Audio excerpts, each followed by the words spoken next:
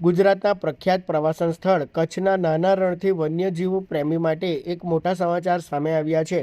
વન્યજીવોના સંરક્ષણ અને ચોમાસાની સિઝનને ધ્યાનમાં રાખીને વન વિભાગ દ્વારા ઘુડખર અભયારણ્યને પ્રવાસીઓ માટે 23 જૂનથી સત્તાવાર રીતે બંધ કરવામાં આવ્યું છે.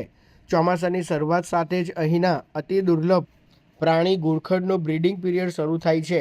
આ સમયે વન્યજીવોને કોઈ ખલેલ ન પહોંચે તે માટે પ્રવાસીઓનો પ્રવેશ 23 જૂનથી બંધ કરાયો છે.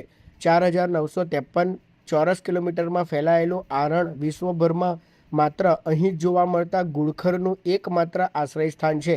આ ઉપરાંત શિયાળાની ઋતુમાં અહીં મોટી સંખ્યામાં વિદેશી અને સ્થાનિક યાયાવર પક્ષીઓ આવે છે, જેને જોવા દેશ વિદેશના પક્ષી પ્રેમીઓ ઉમટી પડે છે.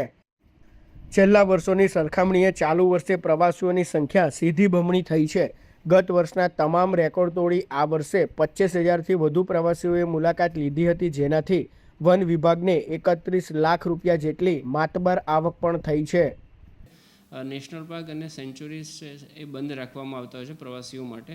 ચાલુ વર્ષે પણ ગુજરાત રાજ્યના ચીફ વાઇલ્ડ વોર્ડન સાહેબશ્રીના આદેશ મુજબ 23 જૂનથી નેશનલ પાર્ક અને સેન્ચ્યુરી જે છે એ બંધ રાખવામાં આવશે. ઘુડખર અભયારણ્યમાં પણ 23 જૂનથી તમામ વિસ્તારો અને પ્રવાસીઓ માટે પ્રવેશબંધી કરવામાં આવેલ છે. અને આ બાબતે અમે અમારી જે રેન્જ ઓફિસો છે એમને બી પત્ર મારફતે જાણ પણ કરી છે અને સ્થાનિક પંચાયતોને પણ સૂચના આપવામાં આવેલી છે.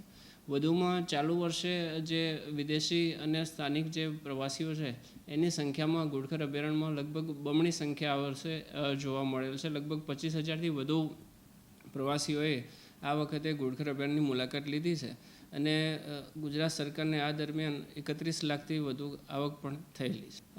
હાલનું જે નોટિફિકેશન જે છે એમાં ડેડલાઇન તો નથી જ, પણ સામાન્ય રીતે 15 ઓક્ટોબર સુધી